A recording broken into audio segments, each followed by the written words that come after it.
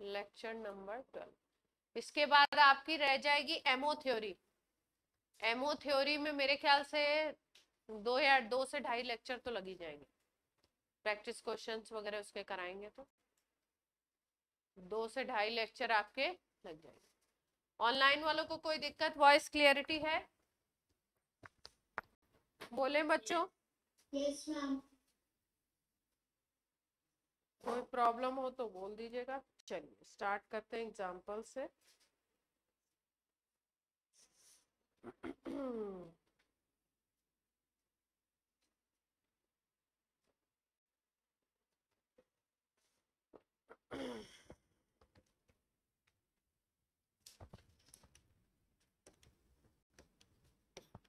Find out hybridisation. Hybridisation बताना।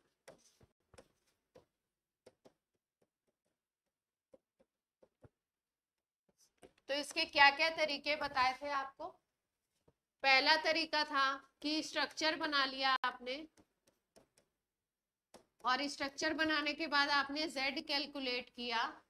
वो Z कैसे कैलकुलेट करेंगे? स्टीयरिक फैक्टर, स्टीयरिक नंबर जिसको कहते हैं, या इसी को हम बोलते हैं number of hybridize orbital. Total कितने हाइब्रिडाइज ऑर्बिटल होंगे, इसी को बोलते हैं Z।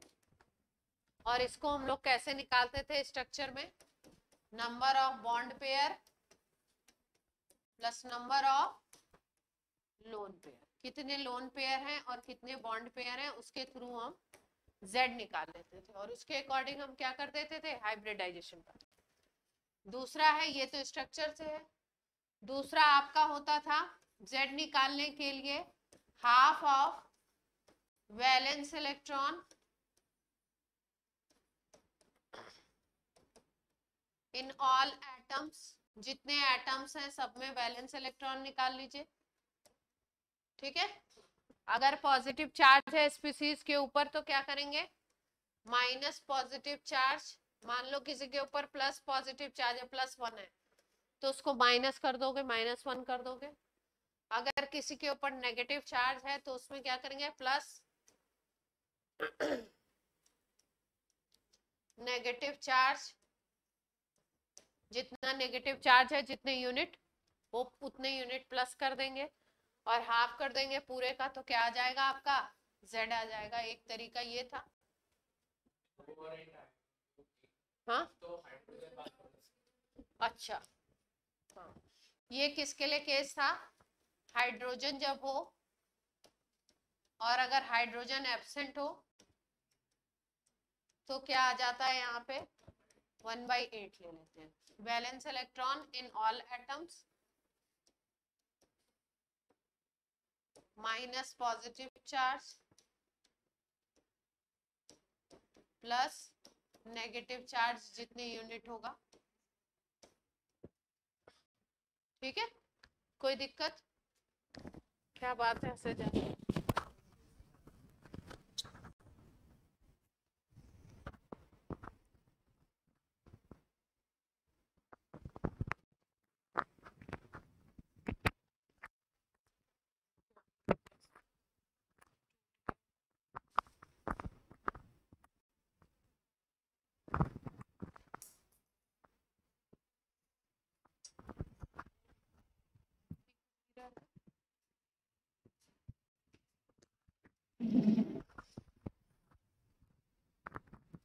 आवाज आ रही है? Hello hello. ये नहीं है।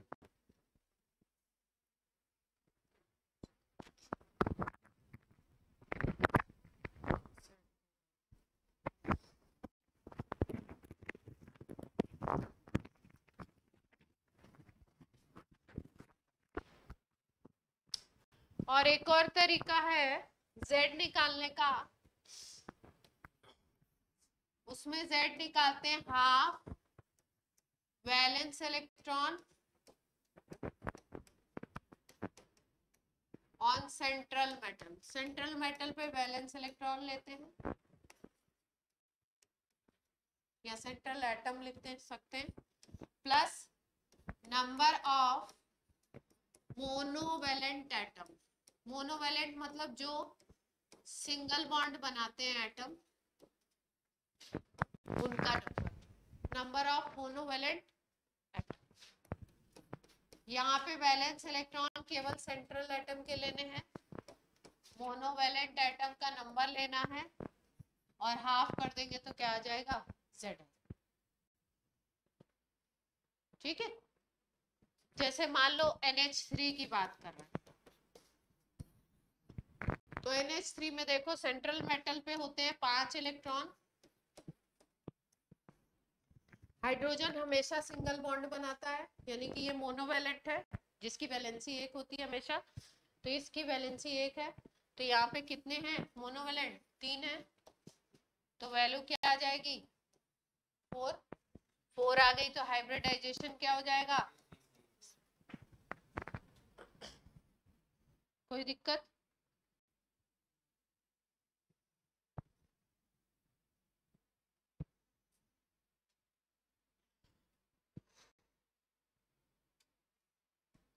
जैसे मान लो SO2 की बात की, ठीक, तो SO2 का जो स्ट्रक्चर होता है, सल्फर में इलेक्ट्रॉन होते हैं आउटर शेल में 6, सल्फर के आउटर शेल में 6 होते हैं, ऑक्सीजन मोनोवेलेंट होता नहीं है, ऑक्सीजन जो होता है वो डाइवेलेंट होता है, तो मोनोवेलेंट एटम इसमें क्या है, 0 हो गए, है ही नहीं, मोनोवेलेंट का मतलब जिसकी वैलेंसी 1, ऑक्सीजन की तो 2 है, ऑक्सीजन ही जुड़ा है, तो मोनोवेलेंट 0 हो गया, तो आंसर क्या आ गया 3, 3 आ गया, तो आंसर क्या हो जाएगा sp2।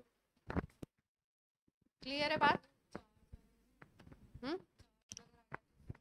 तो इलेक्ट्रॉन जुड़ेंगे फिर चार्ज वाले के लिए अलग तरीके से उस वाला तरीका चल पाएगा, चार्ज के लिए वो वाला चल पाएगा जो पहले बताया, या स्ट्रक्चर बना के चलेगा। अल्टीमेट जो तरीका है वो क्या है, जिससे सब निकलेगा, वो है स्ट्रक्चर। बना लिया, जैसे MnO4 माइनस है, MnO4 माइनस बता तो नहीं चुके हैं, स्ट्रक्चर बनाते हैं,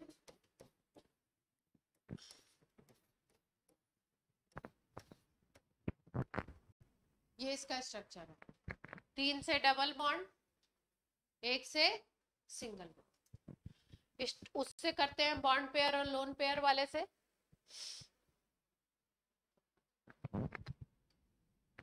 Mn के आउटर शेल में कितने इलेक्ट्रॉन होते हैं,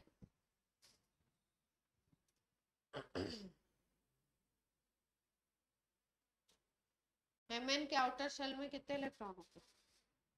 अच्छा, स्ट्रक्चर वाले से कर रहे हैं तो जरूरत नहीं है, बॉन्ड पेयर लोन पेयर देख लेते हैं, number of Bp plus number of Lp, ठीक है, Mn में इसमें बॉन्ड पेयर तो देखो डबल बॉन्ड को सिंगल बॉन्ड कंसीडर करते हैं, ये वाला जो फॉर्मूला वो किस तरीके से चलता है, VSEPR के अकॉर्डिंग, तो डबल बॉन्ड को क्या कंसीडर करेंगे, सिंगल, तो 4 बॉन्ड पेयर हो गए, 1 2 3 4 हो गए बॉन्ड पेयर, और अगर Lp की बात करो यहाँ पे, तो Lp होंगे यहाँ पे, Mn का अगर कॉन्फ़िगरेशन देखें तो 1s2 2s2 2p6 3s2 3p6 4s2 3d5 होता है ना, और 7 बना रहा है बॉन्ड, इसका मतलब 2 ये पार्टिसिपेट कर रहे हैं और ये भी पार्टिसिपेट कर रहा है, 7 इलेक्ट्रॉन पार्टिसिपेट करेंगे ना तभी तो 7 कोवेलेंट बॉन्ड बनेगा,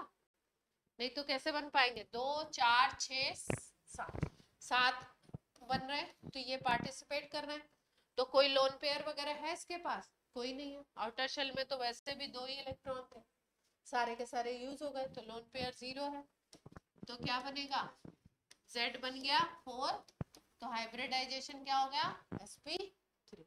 अगर इसके हिसाब से देखें तो ज्योमेट्री क्या हो जाएगी, किसी को कोई दिक्कत, बना लीजिए, इसको बोलते हैं पर मैग्नेट आयन,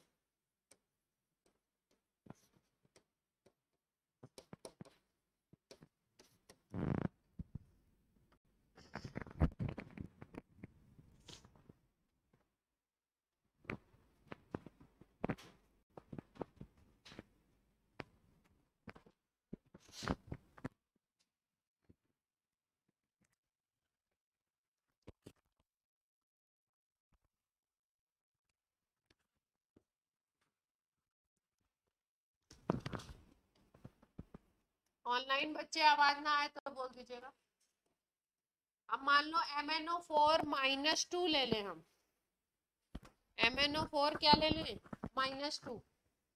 तो स्ट्रक्चर कैसे बनेगा? 2 ऑक्सीजन के ऊपर माइनस माइनस का चार्ज आ जाएगा ना। 2 ऑक्सीजन पे माइनस चार्ज आ जाएगा। तो जिस ऑक्सीजन पे माइनस चार्ज है, इसका मतलब उसके आउटर शेल में कितने इलेक्ट्रॉन हो गए?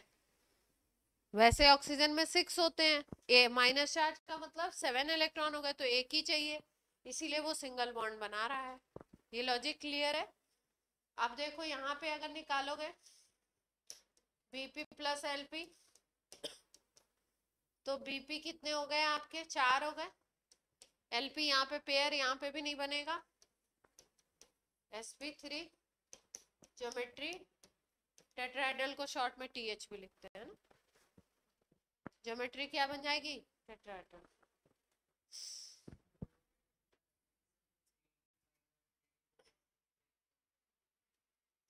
नहीं, लोन पेयर तो वैसे तो आउटर शेल में देखेंगे। इसके ये दोनों जो है 4s2 के ये बॉन्ड बनाने में पार्टिसिपेट कर गए, तो है ही नहीं कोई पेयर, दोनों के दोनों यूज।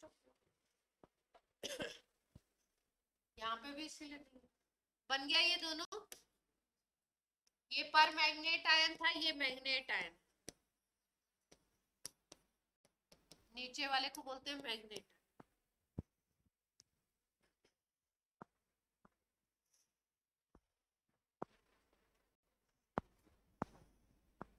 तो मैग्नेट पर मैग्नेट दोनों में अगर याद करने की बात है तो याद कैसे करेंगे कि दोनों में sp3 है, दोनों की ज्योमेट्री क्या है?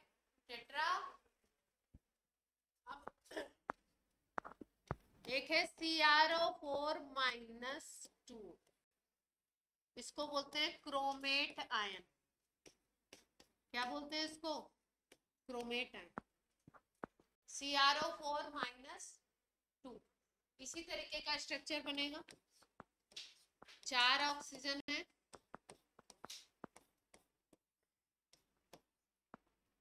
2 पे क्या आएगा? 2 पे माइनस चार्ज आ जाएगा। उसी तरीके की पोजीशन है, एकदम सेम टू सेम है।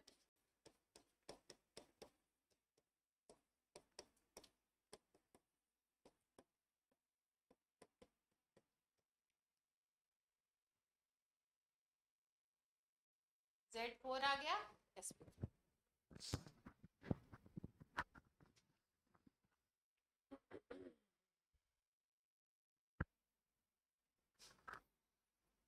एक है Cr2O7 - 2, इसको बोलते हैं डाइक्रोमेट।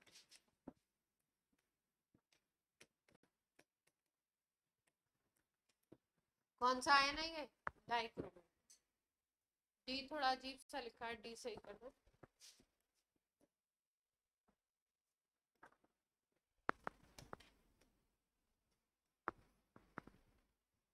डाइक्रोमेट का स्ट्रक्चर ऐसे बने। क्रोमियम सेंट्रल मेटल है इसमें, एक ऑक्सीजन बीच में आ गया तो 6 बचे, 3 इसके ऊपर अटैच हो जाएंगे और 3 इसके ऊपर अटैच कर दो।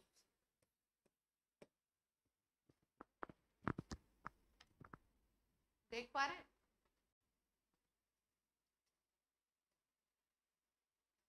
दो क्रोमियम है ना, दोनों का अलग अलग निकालेंगे। इसको देखो कितने बॉन्ड बना रहा है, 1 2 3 4, डबल को सिंगल गिनेंगे तो इस क्रोमियम पे भी sp3 और इस क्रोमियम पे भी क्या होगा? क्योंकि Z क्या आएगा? 4 आएगा यहाँ पे भी, और Z यहाँ पे भी क्या आएगा?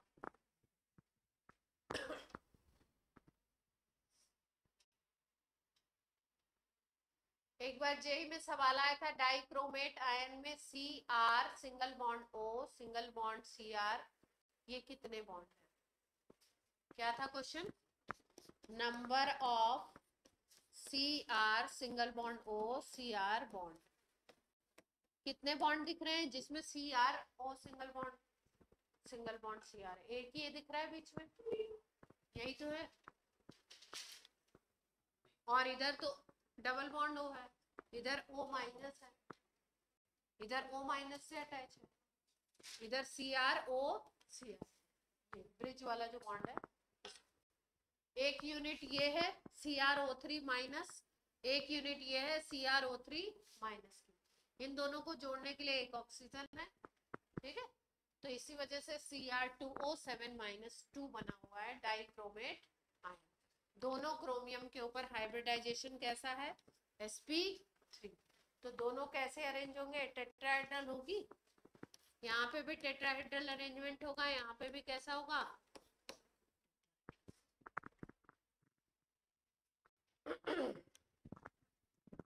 आवाज आ रही है बच्चों ऑनलाइन?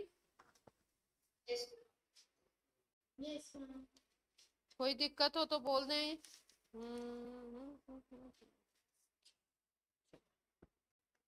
कुछ सिंपल भी करा दिए जाए, कार्बोनेट आयन का करा दिया मैंने, हाँ मैग्नेट आयन में, हाँ बोलो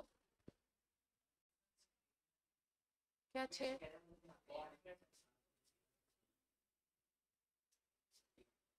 O पे -2 हो गया ना चार्ज, O पे -2 चार्ज है, यहाँ पे देखो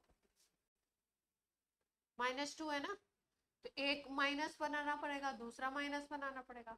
अगर दोनों -2 चार्ज एक ही को दे दोगे तो सैचुरेट हो जाएगा, वो उस पे 8 इलेक्ट्रॉन हो जाएंगे, तो वो तो बॉन्ड ही नहीं बनाएगा। तो इसलिए एक ऑक्सीजन पे -1, दूसरे पे -1 देना पड़ेगा। जिस ऑक्सीजन ने -1 चार्ज ले लिया है, मतलब एक इलेक्ट्रॉन उसके पास है, तो वो एक ही बॉन्ड बनाएगा, उसको 8 ही तो करने, तो इसने सिंगल बॉन्ड बनाया। ये ऑक्सीजन 2 बॉन्ड बनाएगा, डबल बॉन्ड, यहाँ पे इसके पास एक इलेक्ट्रॉन बचा रहेगा।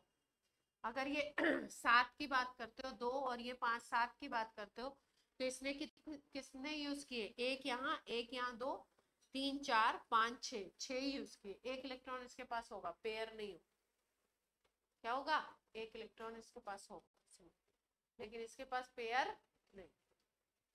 क्लियर है?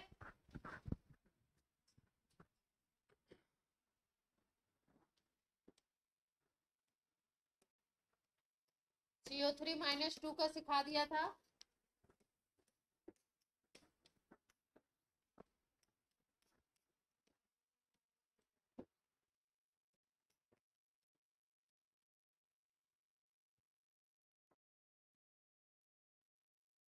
CO3 -2 सीख लिए थे।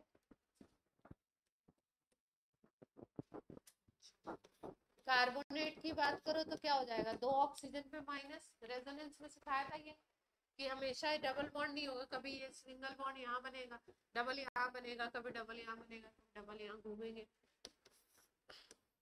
अगर देखो बीपी देखो तो कितने हो जाएंगे, कार्बन के ऊपर बॉन्ड पेयर कितने हो गए, 4 हो जाएंगे। लोन पेयर तो होंगे नहीं, क्योंकि कार्बन के आउटर शेल में कितने इलेक्ट्रॉन होते हैं, 4 ही होते हैं, 4 उसने बॉन्ड बना लिए, खत्म हो गए उसके। तो हाइब्रिडाइजेशन क्या हो जाएगा, Bp प्लस Lp, वैल्यू 4 हो जाएगी ना, तो sp3 होगा। कोई दिक्कत, बोलो बोलो।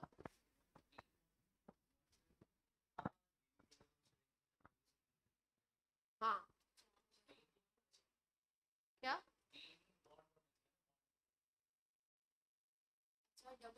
अच्छा 1 2 3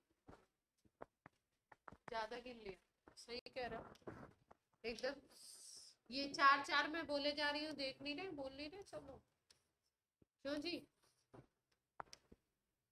कहाँ ध्यान है, 1 2 3 ही तो कंसीडर होगा, 3 कंसीडर होगा तो क्या बनेगा, स्ट्रक्चर कैसा हो जाएगा, प्लेट प्लेनर हो जाएगा ना, TH तो बने।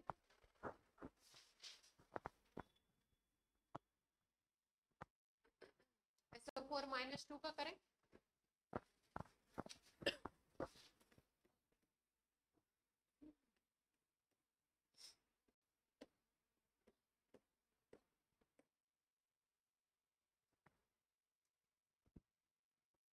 सही है?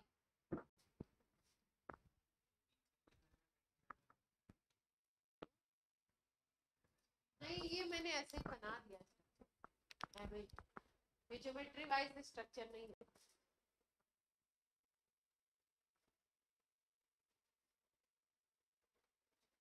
जब हमें पता लगेगा कि हाइब्रिडाइजेशन क्या है, फिर ज्योमेट्री के अकॉर्डिंग स्ट्रक्चर है ना। अभी तो हमें पता नहीं है, अभी हम कैलकुलेट कर रहे हैं ना, तो अभी हम केवल बॉन्ड बना के देख रहे हैं कितने बॉन्ड बनेंगे।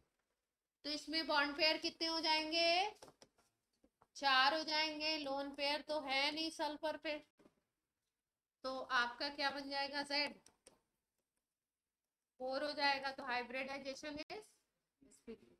तो ज्योमेट्री क्या होनी चाहिए, तो ऐसा नहीं बनेगा, फिर कैसे बनेगा, टेट्राहेड्रल ही बनाना पड़ेगा।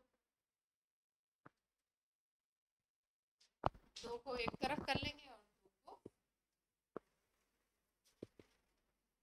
NO3 माइनस का बनाइए, कोशिश कीजिए NO3 माइनस का। कार्बन पे अगर माइनस चार्ज होता है तो इसको बोलते हैं कार्ब एनायन, कार्बन आयन बोलते हैं, प्रोनाउंस करते हैं कार्बन आयन। और वैसे क्या होता है, कार्ब एनायन, कार्बन आयन बोलते हैं कार्बन पे अगर माइनस चार्ज, इस पे sp2 आ रहा है। और कार्बन पे अगर पॉजिटिव चार्ज है तो इसको बोलते हैं कार्बोनियम आयन, या दूसरा नाम होता है इसका कार्बोकैटायन। कार्बोनियम आयन बोल सकते हो या क्या बोल सकते हो, कार्बोकैटायन, अगर कार्बन पे पॉजिटिव चार्ज है। नेगेटिव चार्ज है तो क्या बोला, कार्ब एनायन, कार्बन आयन या कार्बन आयन। ठीक है, हाँ। NO3 माइनस का नाइट्रोजन के कितने बॉन्ड बना दिए, 5। नाइट्रोजन 5 बॉन्ड बना रहा है, देखो एक ऑक्सीजन पे तो माइनस चार्ज है, 2 के डबल बॉन्ड बन जाएंगे।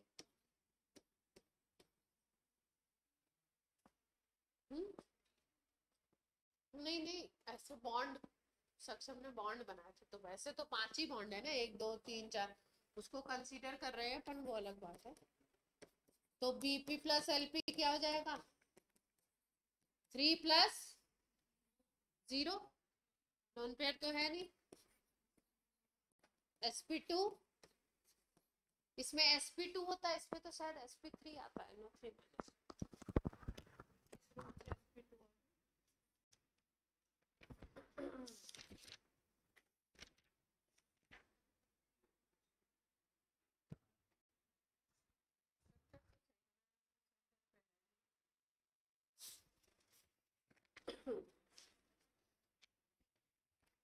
CH3 माइनस पे निकालने की कोशिश करो वो वाले रूल से, वैलेंस इलेक्ट्रॉन प्लस उससे, और CH3 प्लस पे निकालो,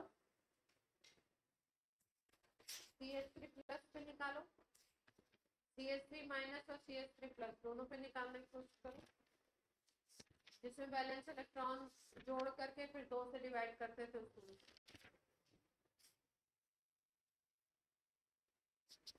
हाँ जी, बोलिए बोलिए। नहीं नहीं, वो वाले रूल से निकालो, हाफ वाला जो बैलेंस इलेक्ट्रॉन हाफ करते जोड़ करके।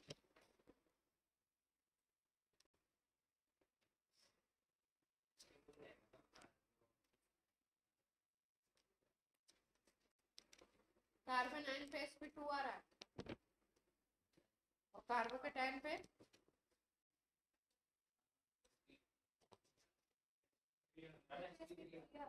किस पे, माइनस पे, कार्बोकैटायन पे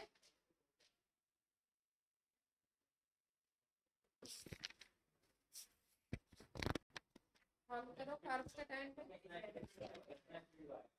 इसमें sp2 आ रहा है।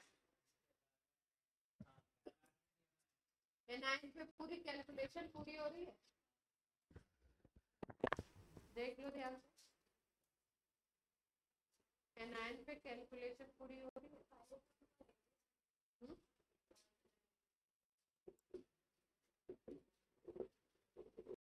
ऑनलाइन ऑनलाइन बच्चे भी बता सकते हैं। हेलो हेलो, यस ऑनलाइन भी आंसर कर सकते हैं।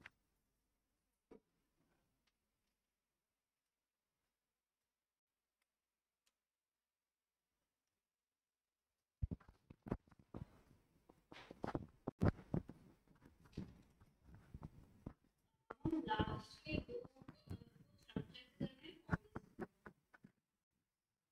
लास्ट के दो फॉर्मूला से भी करके देखो आ रहा है या नहीं आ रहा है।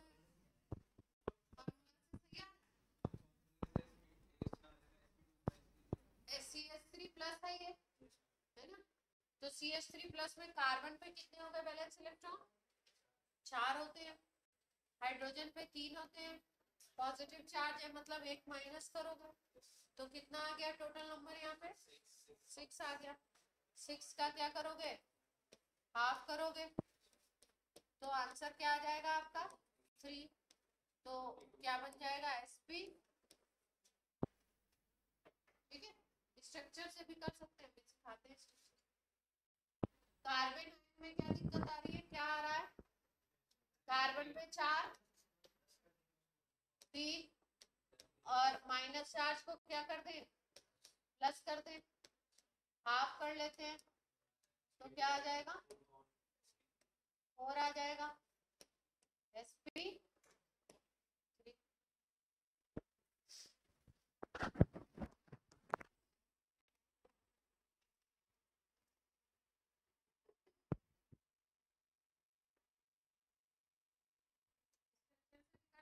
स्ट्रक्चर से देखें, ये ऑर्गेनिक से रिलेटेड है इसलिए इसका स्ट्रक्चर से देखते हैं।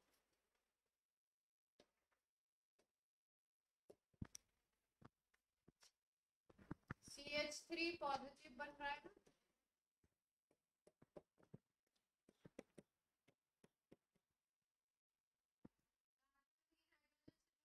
सिंगल बॉन्ड से जुड़ेगा।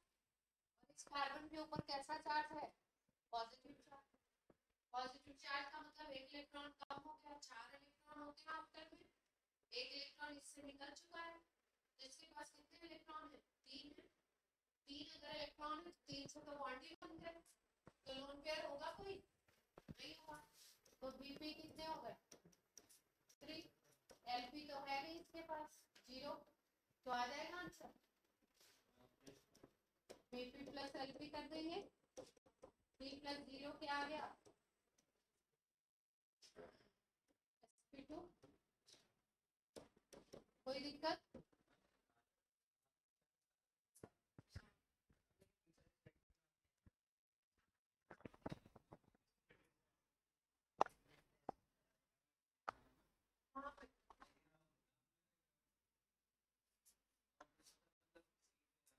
कार्बन पे कार्बन हाइड्रोजन दे सकता है, ऐसी बात नहीं। CH3 माइनस पे देखा जाए, ये वाला समझ में आया CH3 पॉजिटिव वाला। देखो CH3 का मतलब कार्बन 3 हाइड्रोजन से जुड़ा है। Hydrogen always form single bond, ठीक है? तो सिंगल बॉन्ड तो बन गया, 3 हाइड्रोजन का बना दिया। अब कार्बन के आउटर शेल में कितने इलेक्ट्रॉन होते हैं? वैसे तो 4 होते हैं। यहाँ पे कार्बन पे क्योंकि पॉजिटिव चार्ज दिया हुआ है मतलब एक इलेक्ट्रॉन यहाँ से निकल चुका है। एक इलेक्ट्रॉन अगर यहाँ से निकल गया है तो इस पे इलेक्ट्रॉन अब कितने हो गए कार्बन पे आउटर शेल में? भाई कार्बन का कॉन्फ़िगरेशन है 2 4। अगर आपने C+ बना दिया यानी कॉन्फ़िगरेशन 2 3 हो गया। तो 3 इलेक्ट्रॉन थे, तीनों के तीनों ने बॉन्ड बना लिया तो लोन पेयर तो होगा नहीं। Lp = 0, बॉन्ड पेयर 1 2 3 दिखाई दे रहे हैं तो इसके हिसाब से क्या बन जाएगा? Z = 3 तो sp2। ठीक है गार्गी? CH3 माइनस को देखिए,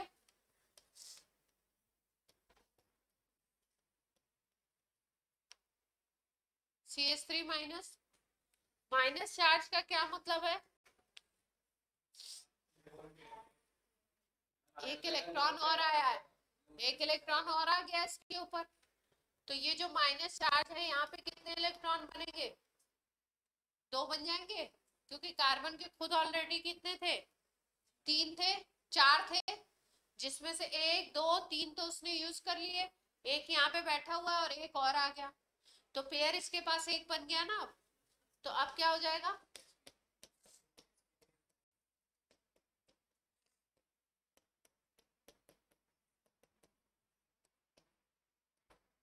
क्लियर है? ये TH है, ये क्या है? TP, trigonal pair.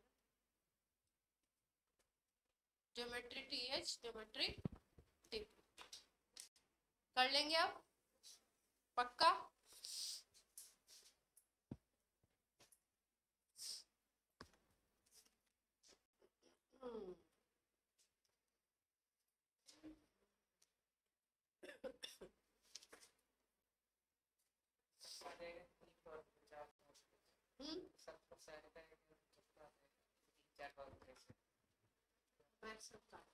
स्ट्रक्चर से आता है, स्ट्रक्चर बनाने अगर आता है आपको, जैसे जिनॉन के जितने कंपाउंड, जिनॉन के जितने भी कंपाउंड ज्यादा तो बनते नहीं है, जो बनते हैं उनमें सब में आप स्ट्रक्चर से, जिनॉन के जितने भी कंपाउंड कोई दे दिया जाए, आप किससे निकालोगे? उसका स्ट्रक्चर से।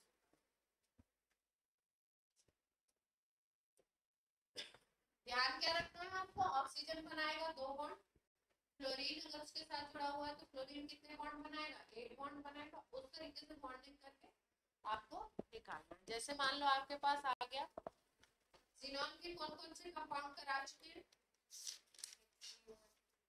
कौन कौन से करा दिया बताओ? जैसे मान लो HCF6 है, जिनॉन 18 ग्रुप का है, तो आउटर शेल पे 8 इलेक्ट्रॉन है, तो 8 इलेक्ट्रॉन है तो 6 फ्लोरीन 6 अटैच हो जाएंगे। ज्योमेट्री नहीं, हमने सिंगल बॉन्ड से अटैच कर दिया, 6 फ्लोरीन अटैच हो गए। फ्लोरीन हमेशा सिंगल बॉन्ड बनाता है। अब इसके पास आउटर में 8 इलेक्ट्रॉन थे, 6 से अटैचमेंट हो गया, तो एक लोन पेयर इसके पास बच जाएगा। जिनॉन के आउटर शेल में 8 इलेक्ट्रॉन है, 6 उसने बॉन्ड बना लिए, तो 2 इसके पास बच जाएंगे इलेक्ट्रॉन, तो एक लोन पेयर हो गया। तो BP प्लस LP करोगे तो क्या बनेगा? BP कितने? 6, LP है 1, तो 7 बन गया। 7 मतलब sp3 D3, sp3 D3।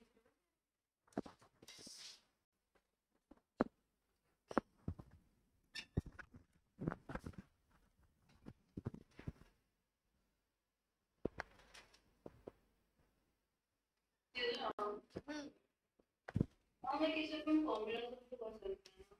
हाँ हमने कह रही कि हम फॉर्मूला से भी कर सकते हैं। हाँ, फॉर्मूला से भी कर सकते। फॉर्मूला में जितनी देर जोड़ोगे घटाओगे, ये ध्यान रखो, फ्लोरीन किससे जुड़ेगा? सिंगल बॉन्ड से। तो 6 फ्लोरीन जुड़ रहे हैं तो 6 बॉन्ड पेयर हो गए सीधे सीधे। और 8 इसके पास होते हैं, अगर ऐसे कैलकुलेशन करने की आदत डालेंगे तो क्या होगा? थोड़ा सा आपके लिए टाइम सेविंग होगा। 8 इसके पास होते हैं तो एक लोन पेयर बचा। IF3 में निकालिए,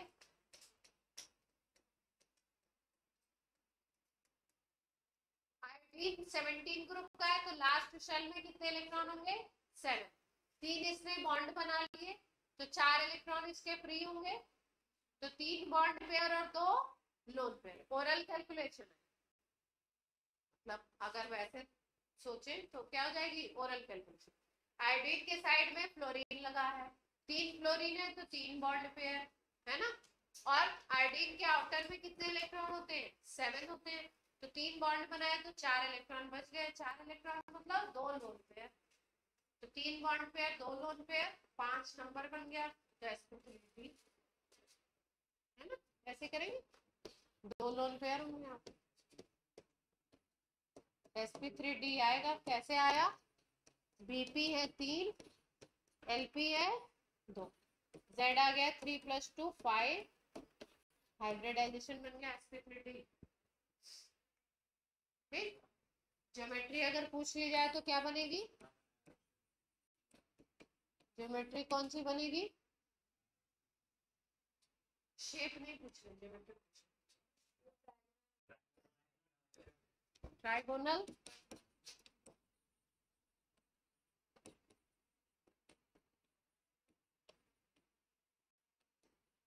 शेप पूछेंगे तो शेप में लोन पेयर का कोई कंट्रीब्यूशन होता नहीं है, तो आप टी शेप बोल सकते हो। शेप क्या बोलोगे? टी शेप कह सकते हो, शेप में कोई कंट्रीब्यूशन ही नहीं।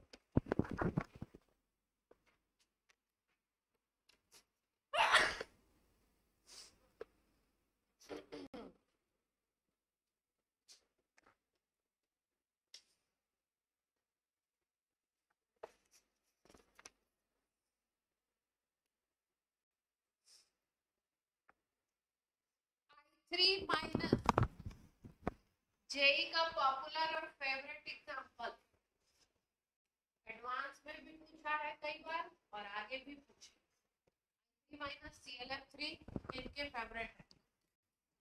I3 माइनस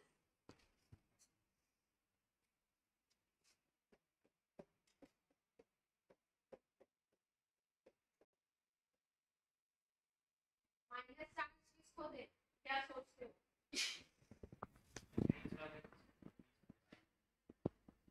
चलो दे दो,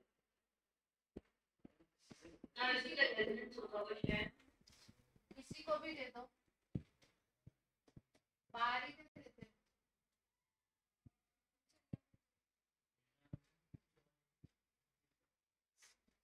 बीच वाले को अगर दे दे माइनस चार्ज तो क्या होगा?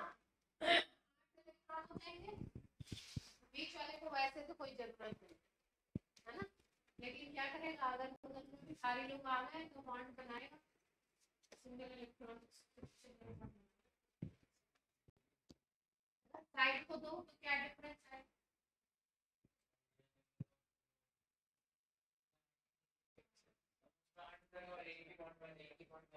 साइड वाली जुड़ेगी, क्या निकलेगा इससे? इसमें पूछा है एक बार क्वेश्चन जेई में, calculate number of lone pair,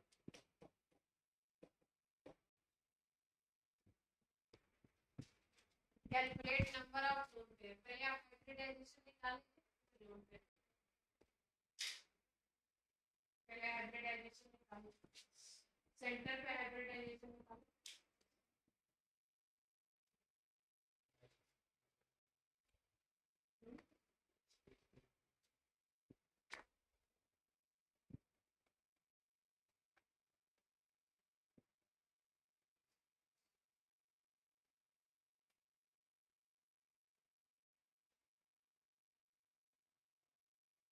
आराम से ट्राई करिए, 1 मिनट में आपको देती हूँ।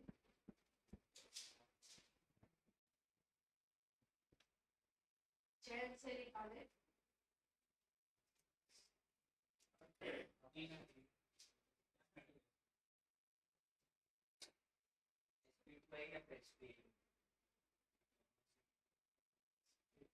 बाकी लोग निकाले। Common total structure lone pair hybridization पहले निकाल के दिखाना, सेंटर है पहले हाइब्रिडाइजेशन निकालो फिर लोड। मैम आपकी आवाज क्लियर नहीं आ रही। हेलो हेलो, अभी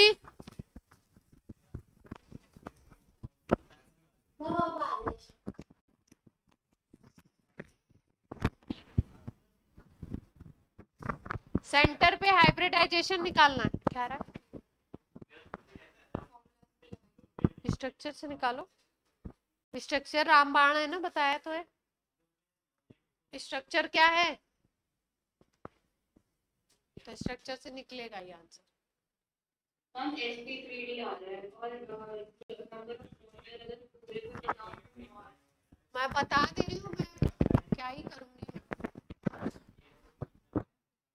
आयोडीन ने एक एक बॉन्ड बना लिया और बीच वाले आयोडीन पे अगर आप माइनस चार्ज समझ रहे हो, आयोडीन 17 ग्रुप का होता है, आउटर में 7 होते हैं, अगर बीच वाले को तुमने माइनस चार्ज दे दिया तो आउटर पूरे 8 इलेक्ट्रॉन हो गए, 8 में से 2 तो उसने बॉन्ड बना लिए, तो बॉन्ड पेयर हो गए 2, 6 इलेक्ट्रॉन और बचते हैं, तो लोन पेयर कितने बच जाएंगे उसके ऊपर, 3 बन जाएंगे। तो आंसर क्या हो जाएगा आपका, Z इज इक्वल टू 5, तो sp3d क्या बनेगा, sp3d। किसने बोला था sp3d, सबने यही बोला था। अच्छा, तो मुझे फिर गुस्सा क्यों आया था, ऐसे ही।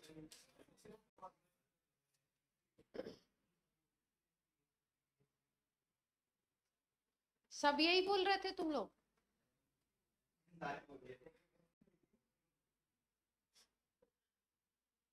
Total number of lone pair तो 9 होंगे ना। इन्होंने sp3d2 क्यों लिख रखा है, पागल हो गए। अब देखो क्लास, sp3d2 में ज्योमेट्री क्या बनेगी तुम्हारी, ज्योमेट्री तो वही होती है ट्राइगोनल बाइपिरामिडल TBP, लेकिन अगर शेप देखोगे तो कौन सा बन रहा है, शेप तो लीनियर ही दिख रहा है ना, शेप तो लीनियर। लोन पेयर देखो, इस ऐसे क्वेश्चंस में दो तरीके के क्वेश्चन आते हैं, number of lone pair on central atom,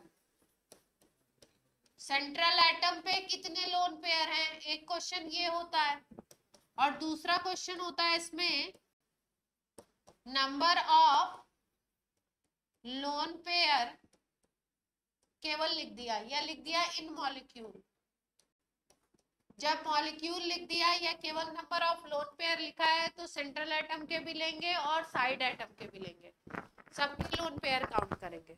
जब मॉलिक्यूल में बोल दिया तो सबके काउंट करेंगे, जब सेंट्रल एटम स्पेसिफाई कर दिया तो सेंट्रल एटम के। तो सेंट्रल एटम के तो आपको दिख ही गए कितने लोन पेयर थे, 3 थे, तो आंसर अगर सेंट्रल एटम का पूछा है तो 3 हो गए, और अगर पूरे का पूछा है तो यहाँ पे 3 है, इधर कितने होंगे, आयोडीन के आउटर में 7 होते हैं, एक बॉन्ड बना लिया तो 6 बचेंगे, मतलब 3 लोन पेयर, 3 इस पे 3 इस पे 3 इस पे आए थे, तो कितने हो गए टोटल 9। कोई दिक्कत, देखो अगर क्वेश्चन ने पूछा सेंट्रल एटम पे बताइए लोन पेयर, तो स्ट्रक्चर बनाया, देखा सेंटर पे कितने हैं, जैसे यहाँ आयोडीन को माइनस चार्ज दिया है तो 8 इलेक्ट्रॉन हो गए थे, 2 बॉन्ड बना लिए तो 3 लोन पेयर बचे, 6 इलेक्ट्रॉन बचे, 3 लोन पेयर, तो सेंटर पे 3 पेयर हो गए। अगर पूछ लिया question number of lone pair in molecule, या केवल लिखा नंबर ऑफ लोन पेयर, तो इसका मतलब पूरे मॉलिक्यूल पे पूछ रहे हैं, तो इस आयोडीन का भी जोड़ना पड़ेगा, इसका भी जोड़ना पड़ेगा। इस आयोडीन को देखो तो इसने सिंगल बॉन्ड बनाया, आयोडीन के आउटर में 7 इलेक्ट्रॉन होते हैं, एक बॉन्ड बना लिया तो 6 बचे, 6 का मतलब 3 लोन पेयर, तो इधर भी उतने ही 3, बीच में भी 3 थे, इस पे भी 3, तो कितने आ गए 9। क्लियर है, ऐसे सवालात कर लेंगे फॉर्मूले से। फॉर्मूले से क्या आ रहा है, नहीं बैठ रहा है, 7 + 7 + 7 + 8 कितना हो जाएगा, आउटर इलेक्ट्रॉन जोड़ते हैं ना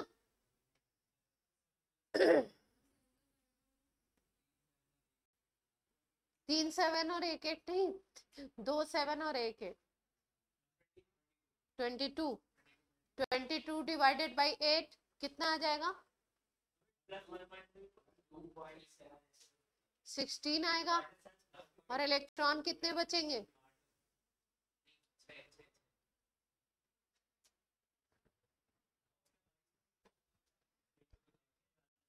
हमको कर लेने दो, तुम्हारी मैथ्स ज्यादा स्ट्रांग है, हमारी स्ट्रांग नहीं है, ये इस पे करना है ना, 7 + 7 + 7 और माइनस का चार्ज है तो एक और प्लस हो गया है ना, तो टोटल इलेक्ट्रॉन कितने हो गए 22।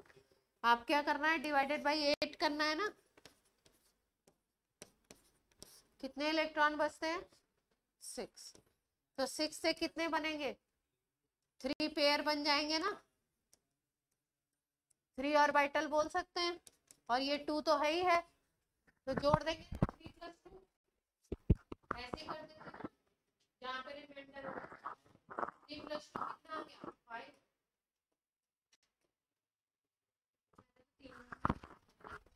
किसका स्ट्रक्चर नहीं है, मैंने 3 बार लिखी, सबका जोड़ना है ना वैलेंस इलेक्ट्रॉन, ऐसे करोगे।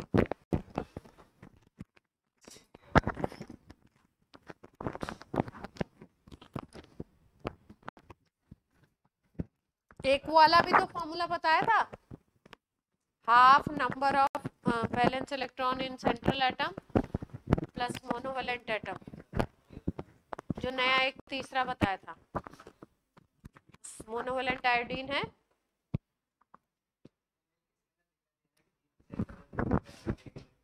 क्या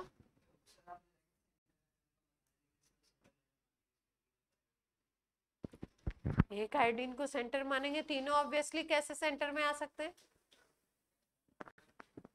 कैसी बातें कर रहे हो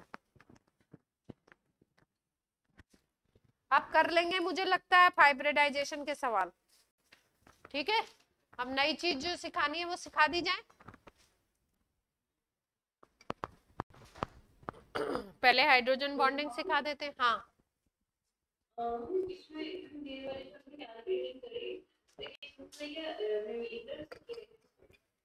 हाँ ऐसे भी करते हैं कि जैसे 6 बच गया, मान लो 8 होता है रिमाइंडर, तो 8 तो रिमाइंडर आता ही नहीं, कट जाता है यहाँ से, है ना। उससे कम आ रहा है तो कैसे कर लेंगे, इस तरीके से, ठीक है। लेकिन सबसे अच्छा जो मेथड है जिससे सबका निकलेगा वो है स्ट्रक्चर। स्ट्रक्चर से हमेशा आंसर क्या होगा आपका, सही निकलेगा, परफेक्ट, कोई गड़बड़ी होने के कोई चांस नहीं है। चलो, हाइड्रोजन बॉन्डिंग नया टॉपिक डालिए, बहुत सस्ता सुंदर टिकाऊ और रिलायबल टॉपिक है। रिलायबल का मतलब क्वेश्चन जरूर आएगा, सवाल मिलता है एडवांस में, मेंस में मिल ही जाता है, इधर उधर अटकता ही है।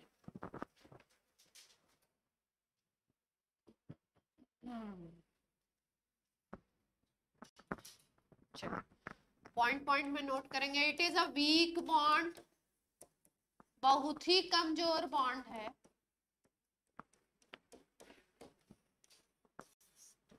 It is a weak bond, बनता कब है, कंडीशन लिखिए पहले, कंडीशन लिखते हैं। When electronegative atom, when electronegative atom, electronegative atom में मेनली जो लेते हैं वो लेते हैं FON। FON जानते हैं, फ्लोरीन ऑक्सीजन नाइट्रोजन। वैसे कभी कभी क्लोरीन भी बनाता है, और भी एटम से इलेक्ट्रोनेगेटिव बना सकते हैं। मेजर वे में कौन बनाएंगे, फ्लोरीन, ऑक्सीजन या नाइट्रोजन, इनके में ही ज्यादा बात है। Fluorine, oxygen and nitrogen. When electronegative atom are present in molecule and hydrogen is in between, hydrogen is in between two electronegative atom,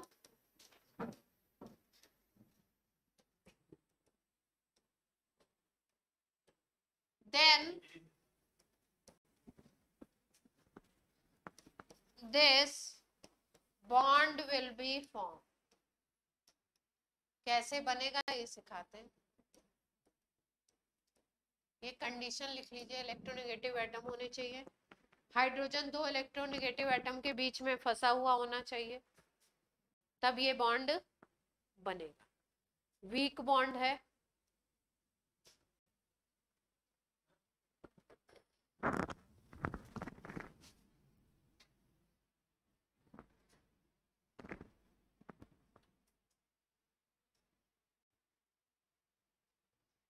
विज्ञान जैसा टीचर हो तो एकदम स्क्रीन ढके ही नहीं, कहीं भी बोर्ड से लग के खड़े होगा तो पतला है ना एकदम, देख लो।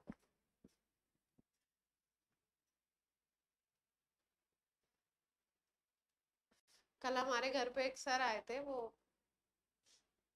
किसी इसमें, पहले उनका जो एसोसिएशन था वो इसरो से रिलेटेड था ना, और काफी टाइम अभी मतलब वो दूसरे फील्ड में काम कर रहे हैं, रिसर्च वगैरह में। पहले वो टीचिंग में थे, इंजीनियरिंग कॉलेजेस में पढ़ाते थे। तो वो थे विहान टाइप्स, और उनके एज थी काफी ज्यादा, मतलब उनकी बेटी यहाँ पे मणिपाल में पढ़ रही है, इंजीनियरिंग कर रही है।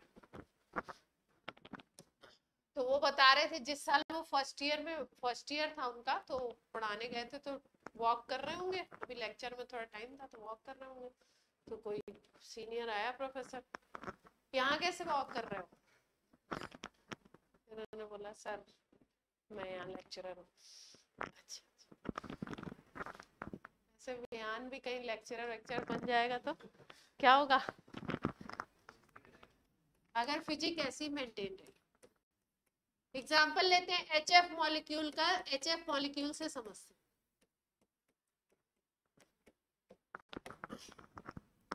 हैं। HF मॉलिक्यूल की बात करते हैं। मान लीजिए हाइड्रोजन फ्लोराइड है, HF मॉलिक्यूल है, HF का आपने सैंपल लिया, तो HF को अगर इंट्रोस्कोप करो, मतलब अंदर से देखो मॉलिक्यूल्स को, तो कैसे दिखेंगे? देखिए एक HF का मॉलिक्यूल है, इसके बगल में दूसरा HF मॉलिक्यूल आ गया, इसके बगल में तीसरा अटैच हो गया, इसके बगल में चौथा अटैच होगा। कैसे लगातार अटैच होंगे, किस तरीके से? H और F के बीच में सिंगल बॉन्ड दिख रहा है सबको, बना हुआ है। यहाँ पे देखिए ये जो फ्लोरीन है और ये फ्लोरीन है, ये दोनों क्या हो गए? इलेक्ट्रोनिगेटिव। ये भी इलेक्ट्रोनिगेटिव है। इन दोनों इलेक्ट्रोनिगेटिव एटम के बीच में कौन आ गया? हाइड्रोजन। तो एक फ्लोरीन से तो ये कोवेलेंट बॉन्ड बना रखा है ऑलरेडी। एक ये जो इधर वाला फ्लोरीन है जो दूसरे मॉलिक्यूल का, उसके साथ एक वीक बॉन्ड बनाता है जिसको डॉटेड लाइन से शो करते हैं। इसको हम क्या कहते हैं? Hydrogen bond. तो ये जो डॉटेड लाइन वाला बॉन्ड है,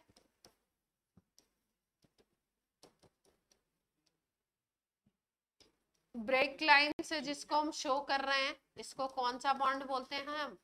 हाइड्रोजन बॉन्ड। हाँ, इलेक्ट्रॉन नहीं। देखो ये फ्लोरीन इलेक्ट्रोनेगेटिव है तो इसमें नेगेटिव चार्ज होगा, ये हाइड्रोजन है तो इसमें पॉजिटिव चार्ज आएगा। Polar covalent bond, polar covalent bond सिखाया है ना आपको। तो पोलर कोवेलेंट बॉन्ड अगर एक मॉलिक्यूल है तो दूसरा भी होगा, इस पे पॉजिटिव इस पे नेगेटिव, इस पे पॉजिटिव इस पे नेगेटिव, इस पे पॉजिटिव इस पे नेगेटिव, ये बॉन्ड है। यहाँ पे नेगेटिव पोल, यहाँ पे पॉजिटिव पोल, पॉजिटिव नेगेटिव के बीच में अट्रैक्शन होगा, अट्रैक्शन होगा तो क्या बन जाएगा? एक वीक बॉन्ड बन जाएगा। पार्शियल चार्ज है इसलिए डेल्टा लिखा, ठीक है। तो ये वाले बॉन्ड को हम क्या बोलते हैं? Hydrogen bond. अब ये देखो ये फ्लोरीन ये फ्लोरीन, ये बीच में हाइड्रोजन, तो यहाँ पे भी बनेगा। ये फ्लोरीन ये फ्लोरीन, ये बीच में हाइड्रोजन, तो यहाँ पे भी बनेगा। ठीक है। तो हुआ क्या? Hydrogen is in between two electronegative atom,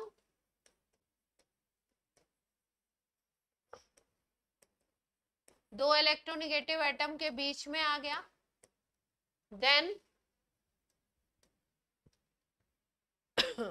it is associated by a weak bond with fluorine of other molecule,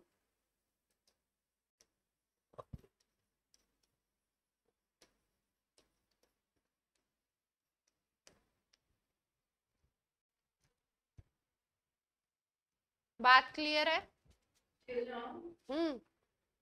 अब आप बेसिकली ये कह रहे हैं कि हाइड्रोजन है और बहुत ज्यादा इलेक्ट्रोनेगेटिव आ गया तो लाइक पार्शियल पॉजिटिव चार्जेस अच्छी तरीके से पोलराइजेशन हो जाएगा। हाँ है ना, तो उसी की वजह से पार्शियल पॉजिटिव और पार्शियल नेगेटिव लाइक एक दूसरे अलग-अलग मॉलिक्यूल का फ्लोरेसेंट।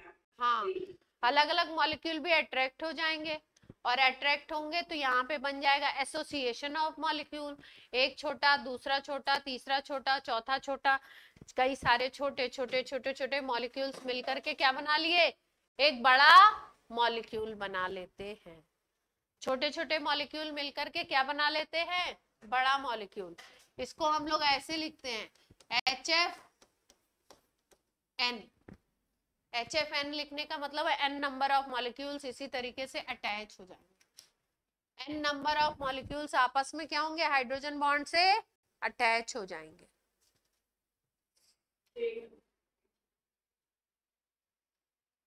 पॉलीमर काइंड ऑफ बन जाएगा।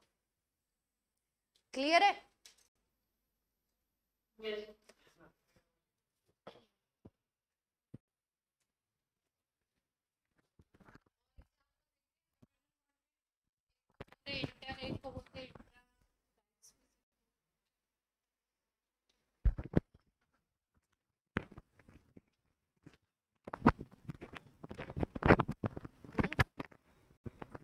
पॉलीमर होता है जिसमें छोटी छोटी मोनोमर यूनिट मिलकर के एक बड़ा मॉलिक्यूल बना है। जैसे मान लो सपोज आप बात करते हो वॉल की बात करते हो, है ना, वॉल बनाना है तो वॉल के लिए क्या करते हो? एक ब्रिक रखी, फिर दूसरी, फिर तीसरी, फिर चौथी, एक कुछ एसोसिएटिंग मटेरियल सीमेंट वगैरह लगाया और उससे जो एसोसिएटिंग मटेरियल इज बॉन्ड, एक ब्रिक जो हो गई वो एक HF मॉलिक्यूल हो गया। एक HF, दूसरा HF, तीसरा HF किससे जुड़ गए? हाइड्रोजन बॉन्ड से जुड़ गए। जैसे आपको वॉल तैयार करनी है तो एक ब्रिक दूसरी ब्रिक सीमेंट के थ्रू आपने क्या कर दी? जोड़ दी। तो ये जो पूरा सिस्टम बना, एक जो वॉल बन गई उसको क्या बोल दोगे? पॉलीमर। यहाँ पे जैसे HF है तो HF का एक मॉलिक्यूल, दो मॉलिक्यूल, तीन, चार, n नंबर ऑफ मॉलिक्यूल्स आपस में एसोसिएट हो गए तो HF की पावर होल n करके जो लिखा है इसको क्या बोल दोगे आप? पॉलीमर। जैसे हम लोग यूज करते हैं पॉलीथीन, तो ये जो इथाइलिन होता है, एथीन होता है, इसके n नंबर ऑफ मॉलिक्यूल आपस में एसोसिएट हो जाते हैं तो वो क्या बना लेते हैं? पॉलीथीन। किसी भी पॉलीमर के नाम को अगर लिखना होता है तो जिस यूनिट से वो बना होता है उसके नाम के आगे लगा देते हैं पॉली। एथीन से बना है तो क्या लगा दिया? पॉली लगा दिया, तो क्या बन गया? पॉली एथीन, या उसी को पॉलीथीन। ठीक है, तो HF मॉलिक्यूल का एसोसिएशन है। इसी तरीके का एसोसिएशन आपको पानी में भी देखने को मिलता है, वाटर में। हाइड्रोजन बॉन्ड कहाँ पे मिलेगा आपको?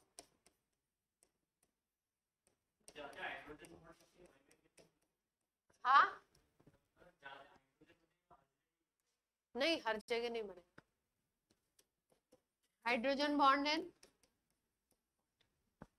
वाटर में। क्या होगा देखो ध्यान से,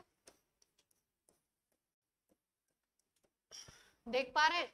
देखिए, एक पानी का मॉलिक्यूल है, ये मान लो दूसरा मॉलिक्यूल है। कहाँ ध्यान है? विहान कहाँ हो? विहान, अरे विहान नहीं, क्या नाम है? मेधांश। मेधांश क्या हुआ तुमको? देखो यहाँ पे बॉन्डिंग कैसे होगी? ऑक्सीजन, हाइड्रोजन, ऑक्सीजन, ये एक मॉलिक्यूल है, देख पा रहे हैं? ये दूसरा वी शेप मॉलिक्यूल है, ये तीसरा वी शेप मॉलिक्यूल है। ठीक, हाइड्रोजन बॉन्डिंग कैसे होगी? ये ऑक्सीजन, ये ऑक्सीजन, ये हाइड्रोजन इस ऑक्सीजन से तो जुड़ा ही हुआ है, इससे कौन सा बॉन्ड बना लेगा? ये देखो, ये ऑक्सीजन इससे तो जुड़ा हुआ है, ये हाइड्रोजन इससे एक वीक बॉन्ड। देख पा रहे हैं? बोलो बच्चों, ये मैंने सिंपल दिखाया। इसमें वाटर के केस में क्या होता है? With one molecule of water 5 molecule of hydrogen water are associated.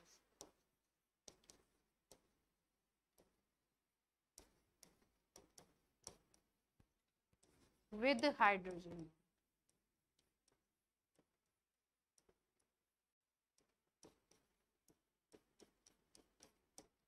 जब पानी से बनता है आइस तो उसमें हो जाती है तगड़ी वाली हाइड्रोजन बॉन्डिंग। एक वाटर मॉलिक्यूल के चारों तरफ 5 वाटर मॉलिक्यूल अटैच हो जाते हैं। फिर अगला जो होगा उसके चारों तरफ 5 अटैच हो जाएंगे। तो एक एक के चारों तरफ 5-5 अटैच होते हैं। जब 5-5 अटैच होते हैं तो बीच में क्या होता है, कुछ एयर गैप्स बन जाते हैं, खाली एयर गैप्स बनते हैं, उनको बोलते हैं एयर केजेस। एयर केजेस बन जाते हैं। और जब वो एयर केजेस बनते हैं तो आप अगर देखो तो आपने अगर फ्रीजर में बॉटल भर के पूरा पानी रख दिया, फ्रीजर में डाल दिया, तो क्या होता है अल्टीमेटली, आप बोलेंगे जम जाती है, और क्या होता है ना? क्या देखते हैं, अगर पूरी बोतल भर के आपने रखी है तो क्या देखते हैं आप? थोड़ा उसका वॉल्यूम क्या होता है, आपको लगता है जैसे एक्सटेंड कर गया है? और अगर ऐसा भी हो सकता है कि आपने ज्यादा ही भर के रख दिया एकदम, तो क्या होगा, वो ब्रेक भी हो जाएगी बोतल, है ना? तो फट जाएगी। तो क्या होता है उसमें, हाइड्रोजन बॉन्डिंग हो जाती है, जिसकी वजह से क्या होते हैं, एयर केजेस बन जाते हैं। और आपसे क्वेश्चन पूछा जाता है कि आइस फ्लोट क्यों करती है वाटर के ऊपर?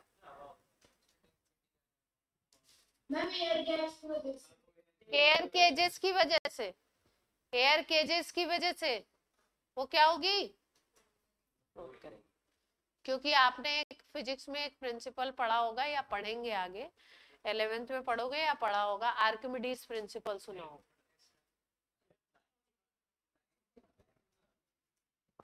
है ना? तुम्हें कुछ नहीं याद है, मैंने ही पढ़ाया था, उन लोगों को पढ़ाया, पढ़ी नहीं थी तब शायद, तो मुझे पता नहीं है, ये तो तौशित ही बताए।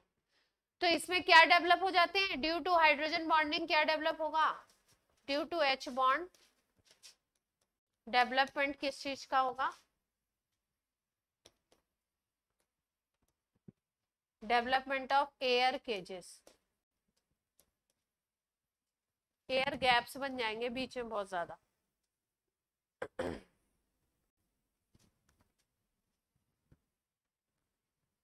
एयर गैप बनेगा तो वॉल्यूम बढ़ जाएगा अपने आप, वॉल्यूम बढ़ेगा तो डेंसिटी कम हो जाएगी। क्या सोचते हैं, क्योंकि फॉर्मूला क्या होता है, D is equal to M/V। अगर आपका एयर गैप की वजह से वॉल्यूम बढ़ेगा, वॉल्यूम बढ़ेगा तो डेंसिटी क्या होगी, कम होगी। डेंसिटी कम हो गई मतलब वो चीज क्या हो गई, हल्की हो गई, हल्की हो गई तो फ्लोट करेगी।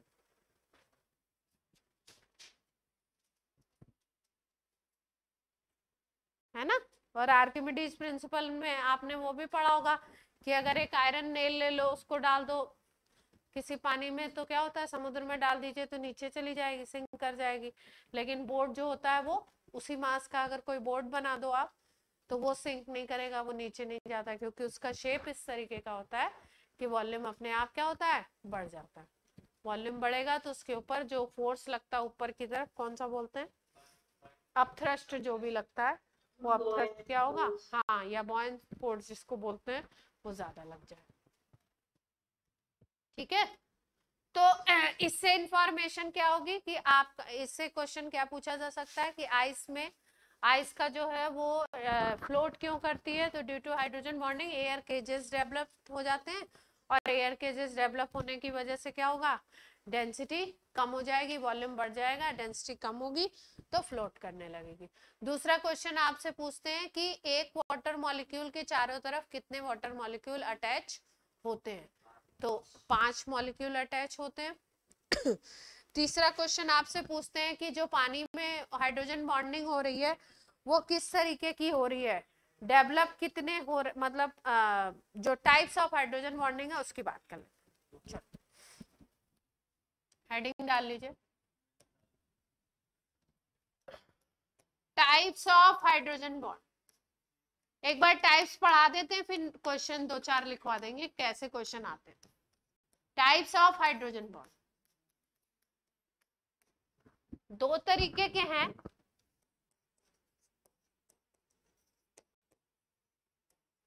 एक को बोलते हैं इंटरमॉलिक्यूलर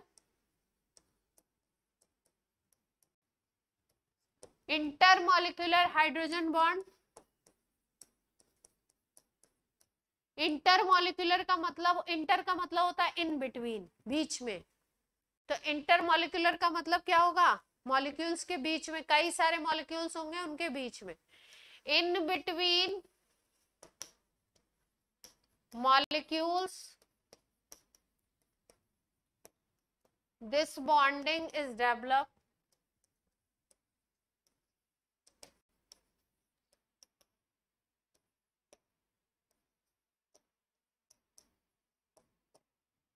एग्जाम्पल में क्या लिख सकते हैं, पानी और क्या था, HF, पानी और अल्कोहल के बीच में भी होता है,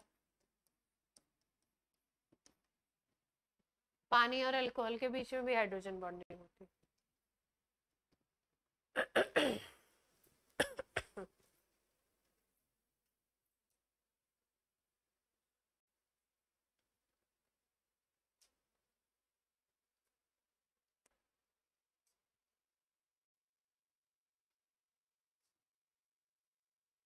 ठीक है, कई सारे मॉलिक्यूल्स के बीच में हो रही है तो क्या बोलोगे उसको, inter molecule. H2O plus C2H5OH alcohol, पानी प्लस अल्कोहल, ठीक है। पानी प्लस अल्कोहल में कैसे होगी देख लो थोड़ा सा, ये दोनों तो बता दिए अभी पहले ही, पानी प्लस अल्कोहल में देख लो, जैसे मान लो ये है C2H5, ठीक, इसके बगल में एक पानी का मॉलिक्यूल आके अटैच हो गया, ये हाइड्रोजन देखो इस ऑक्सीजन से तो जुड़ा है सिंगल बॉन्ड से, इससे नहीं जुड़ा है, तो यहाँ क्या बनाएगा, ये फंस गया किसके बीच में, दो ऑक्सीजन के बीच में। फिर अगला ऐसे होगा, यहाँ पे भी ये हाइड्रोजन इस ऑक्सीजन और इस ऑक्सीजन, फिर यहाँ पे आ गया एक पानी का मॉलिक्यूल,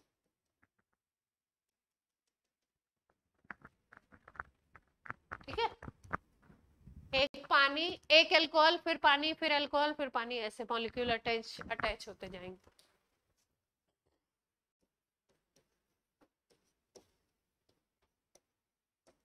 एसोसिएशन हो रहा है हाइड्रोजन बॉन्ड से, ये 3-4 जितने लिखे हैं उतने ही नहीं होते हैं, ढेर सारे अटैच होते हैं, n नंबर ऑफ मॉलिक्यूल। हाँ ऐसी ऐसा होना चाहिए ना कि देखिए एक उसके साथ होमोजेनियस रिएक्शन है पानी के साथ से, हाँ हाँ हाँ हाँ अभी बताते हैं, देखो हाइड्रोजन बॉन्डिंग जब हो रही है, जैसे मान लीजिए पानी का एक मॉलिक्यूल आप ले लीजिए, ठीक है, पानी का एक मॉलिक्यूल ले लीजिए और उसको आप क्या करिए, गर्म करने की कोशिश कीजिए, और अगर आप पानी और अल्कोहल का एक एसोसिएशन ले लीजिए, मतलब कोई मिक्सचर ले लीजिए, तो पानी और अल्कोहल क्या करेंगे, ये अल्कोहल का अपना बॉन्ड है, ये पानी का अपना बॉन्ड है, इसमें खुद की बॉन्डिंग थी, अब जब आपने दोनों को मिक्स कर दिया तो अल्कोहल और वाटर में एक और एडिशनल बॉन्डिंग आ गई, जिसको हम क्या बोल रहे हैं, हाइड्रोजन बॉन्डिंग, जिसकी वजह से एक से दूसरा, दूसरे से तीसरा, तीसरे से चौथा, ऐसे कई सारे मॉलिक्यूल आपस में एसोसिएट हो गए। जहां पे भी मॉलिक्यूल का एसोसिएशन होता है एक्स्ट्रा बॉन्ड बनते हैं, एसोसिएशन जब होगा, ज्यादा मॉलिक्यूल जुड़ेंगे तो हमेशा बॉइलिंग पॉइंट बढ़ जाता है, क्योंकि बॉइलिंग पॉइंट डिपेंड करता है मॉलिक्यूलर वेट के ऊपर। अगर केवल आप अकेले वाटर का मॉलिक्यूल लिए थे तो उसमें आप देख रहे थे एक वाटर मॉलिक्यूल से 5 वाटर मॉलिक्यूल जुड़ रहे थे, ठीक है, इसीलिए वाटर का बॉइलिंग पॉइंट क्या होता है, 100 डिग्री सेंटीग्रेड होता है। इसका मतलब ये है कि जहां पे भी मॉलिक्यूल्स का एसोसिएशन होगा, n नंबर ऑफ मॉलिक्यूल अगर जुड़ रहे हैं, तो वहां पे मॉलिक्यूलर वेट सडनली क्या होता है, इंक्रीज हो जाता है, और इंक्रीज होता है तो वहां पे बॉइलिंग पॉइंट क्या होगा, उस केस में इंक्रीज होगा। दूसरी इंटरमॉलिक्यूलर हाइड्रोजन बॉन्डिंग का एक फायदा ये है। दूसरा फायदा ये है कि इंटरमॉलिक्यूलर हाइड्रोजन बॉन्डिंग का मतलब है कि एक एक्स्ट्रा बॉन्ड बन रहा है। बॉन्ड का मतलब एसोसिएशन, एसोसिएशन का मतलब रिलेशन सॉल्युबिलिटी से भी होता है। अगर एक चीज, एक कंपाउंड है, दूसरा बी कंपाउंड है, एक दूसरे के साथ बॉन्ड बना रहे हैं, तो बॉन्डिंग भी तभी होती है जब उनकी मिक्सिंग होती है, सॉल्युबिलिटी होती है। इसका मतलब अगर इंटरमॉलिक्यूलर हाइड्रोजन बॉन्डिंग हो रही है तो सॉल्युबिलिटी भी क्या होगी, बढ़ेगी। अल्कोहल में मतलब देखा होगा या सुना होगा आपने, अल्कोहल में लोग आइस क्यूब्स डाल के पीते हैं, है ना। तो सॉल्युबिलिटी अगर नहीं होती, पानी में तेल नहीं मिक्स करके यूज करते, है ना, क्योंकि सॉल्युबल नहीं होते हैं। लेकिन अल्कोहल में पानी आइस डाल करके लिया जाता है। तो इसका क्या मतलब है, इसका मतलब ये कि उनकी आपस में सॉल्युबिलिटी है। सॉल्युबिलिटी किस रीजन से है, due to intermolecular hydrogen bonding. तो एक पॉइंट यहाँ पे नोट कर लीजिए, due to intermolecular hydrogen bonding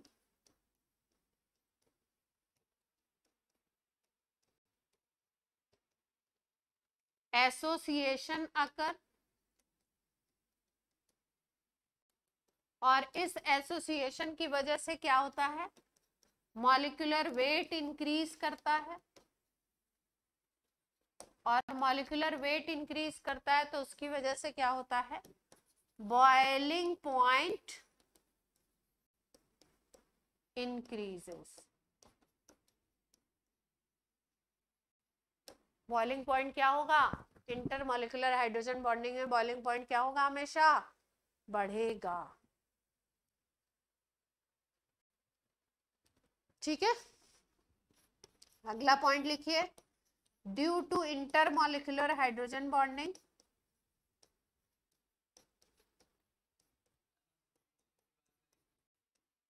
association, फिर डैश करके मॉलिक्यूलर वेट इंक्रीज, फिर डैश करके बॉइलिंग पॉइंट इंक्रीज।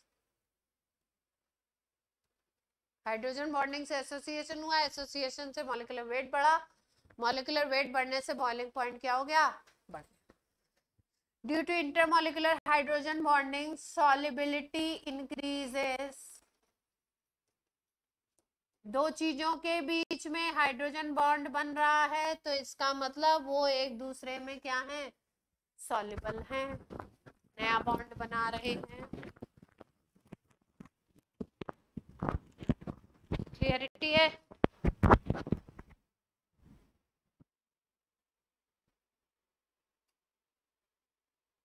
इंट्रा थोड़ा सा अपोजिट चलेगा, एक लास्ट है, इंट्रा में एक ही एग्जांपल बताएंगे।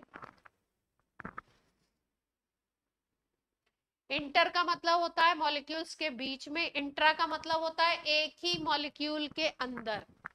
दूसरा जो टाइप है वो कौन सा है, इंट्रा मॉलिक्यूलर। हेडिंग डाल लीजिए,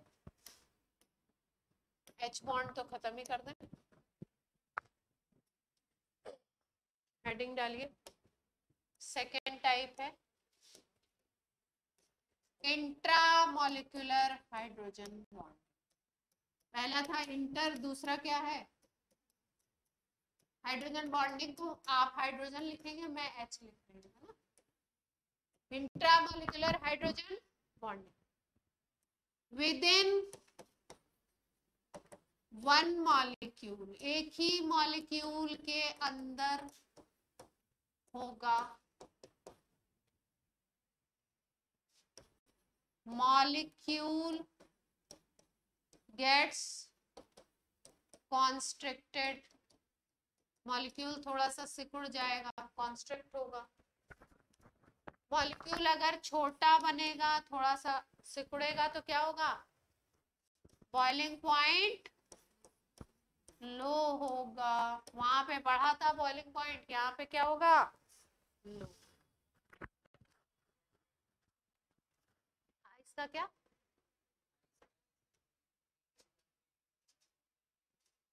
जल्दी मेल्ट हो जाती है, बॉइलिंग पॉइंट कम है उसका, बताते हैं उसका रीजन, उसमें डेंसिटी वगैरह का चक्कर है, सेंटीग्रेड का। पढ़ेंगे आप 4 डिग्री सेंटीग्रेड पे डेंसिटी मैक्सिमम है, 0 पे कम है, उसमें डेंसिटी का चक्कर है। Ice is a special case.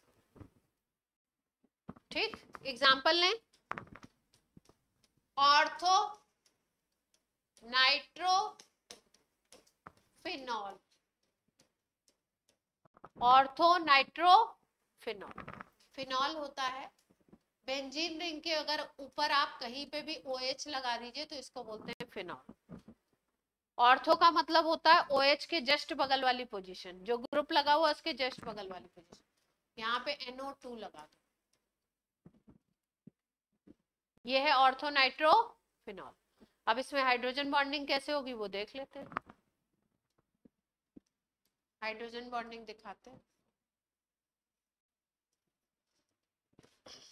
ये रहा अपना हाइड्रोजन, मतलब ये क्या है, वाली मूवी देखी है आपने मुन्ना भाई MBBS?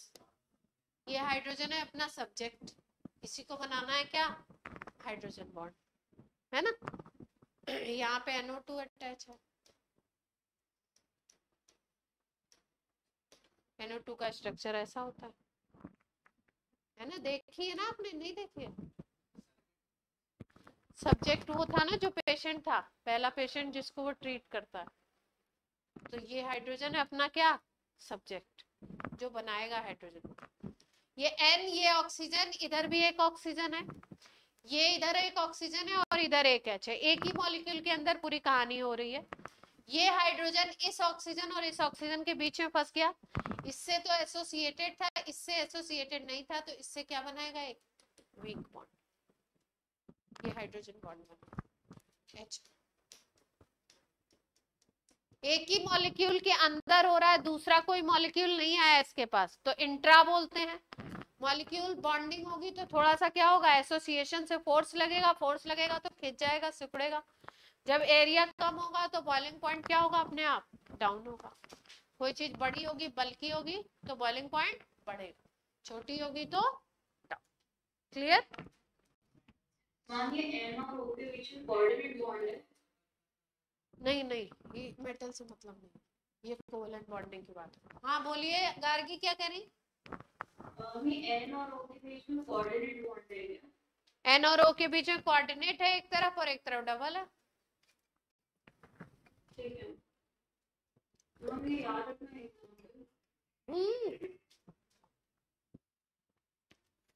इम्पोर्टेंट एग्जाम्पल है ये, याद तो रखना ही पड़ेगा, ऐसे थोड़ी।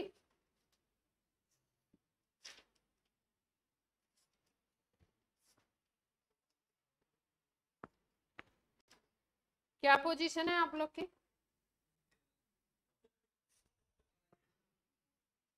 क्या पोजीशन है?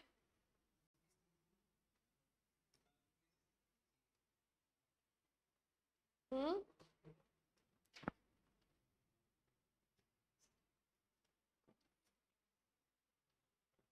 दस मिनट और हैं आपके पास। बादल को देखो, बादल जी 10 मिनट और दे दीजिए।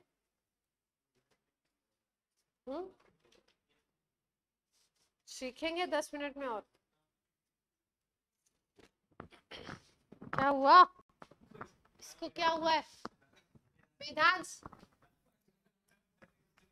सैलिसिलिक एसिड, एक एग्जांपल और, या सैलिसल्डिहाइड,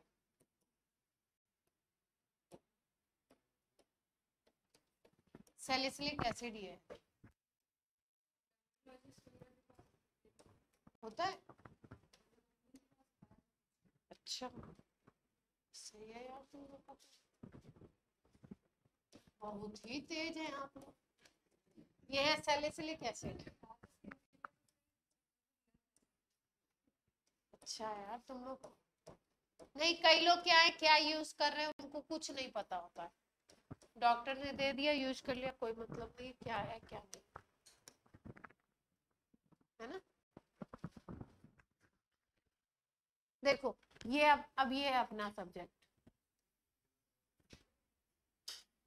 इस ऑक्सीजन के बीच में फंस गया,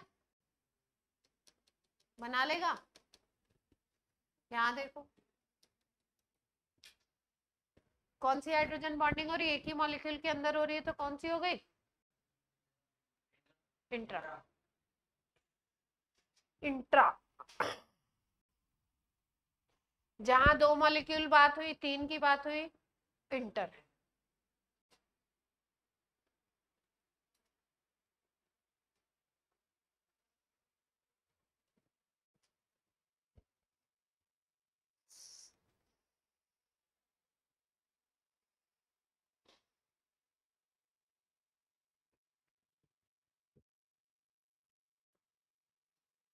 ठीक है, छोड़ देते हैं बैक बॉन्डिंग, और वो सिखा देंगे अगले क्लास में, है ना?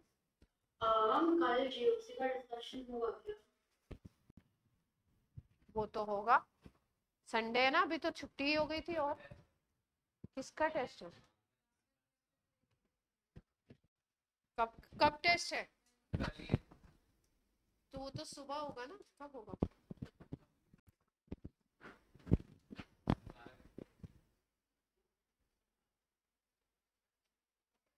ऐसे करोगे तुम लोग?